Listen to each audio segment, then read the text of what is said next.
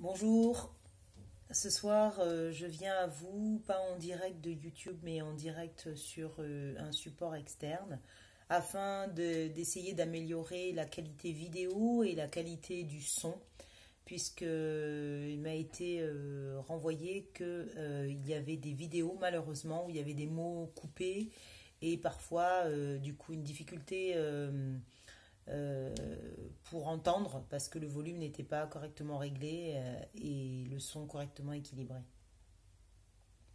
Ce soir, je me sens dans un état où j'ai l'impression d'avoir des bleus à l'intérieur de mon corps. Vous voyez, quand on a un bleu, qu'on vient de se cogner, en fait, on a une sensation qui est vraiment particulière parce que c'est une sensation qui est à l'intérieur. Et moi, là, ce que j'éprouve, c'est des bleus à l'intérieur. C'est-à-dire qu'il n'y a pas de blessure à l'extérieur, mais il y a des bleus à l'intérieur de mon cœur, à l'intérieur de mon ventre. Et, euh, et en même temps, voilà, cet épisode de violence soulève pas mal de questionnements pour moi. La question de la sécurité, en fait. Comment on peut se sentir en sécurité? Est-ce que la sécurité, c'est uniquement une capacité personnelle à euh, rassurer, à créer les conditions de notre tranquillité?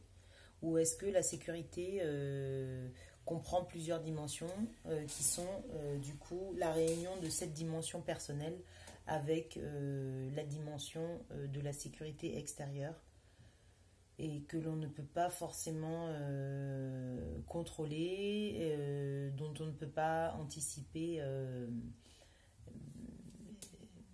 en tout cas tous les remparts, on ne peut pas comment dire, les maîtriser en fait.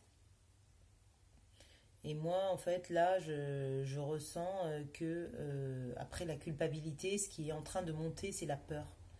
La peur de l'agresseur, la peur des représailles, parce que, du coup, j'ai fait cette démarche au commissariat pour le dénoncer. Est-ce que maintenant, il pourrait s'en prendre de nouveau à moi? Et est-ce qu'il pourrait s'en prendre bien, par exemple, à mon fils, puisque c'est une personne qui m'est chère? Voilà, donc en fait, cette question-là, c'est une question qui me traverse. Et surtout, ce dont je me rends compte, c'est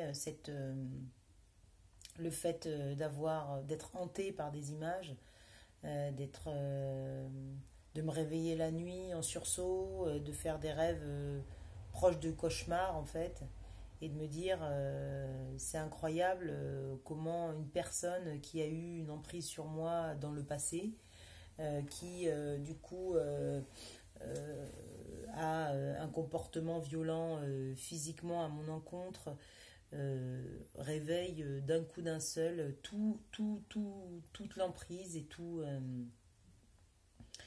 ce qui a déjà été vécu et que je croyais avoir dépassé, que je croyais avoir soigné, que je croyais avoir guéri. Et en fait, comment finalement, quel endroit de moi obéit à cette emprise?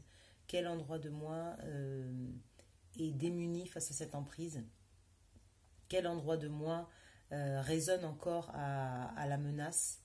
Et ça, c'est quelque chose qui est vraiment, pour moi en tout cas, terrible en fait. Je me dis d'être, d'avoir autant travaillé sur mon émancipation, sur ma libération, sur voire même ma délivrance concernant certains dossiers, et de réussir comme ça quelque part à recontacter des états anciens de, de peur, de oui,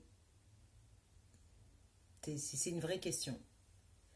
Et du coup, j'ai vraiment envie de me laisser comme ça continuer à traverser ce que je traverse parce que j'ai l'impression que en même temps ça permet à, comment dire, un grand nettoyage en moi, de recontacter ces mémoires-là, en fait, qui ont été vraiment très très puissantes sur moi et qui ont agi jusqu'à me faire m'oublier moi-même et regarder mes pieds à une certaine époque.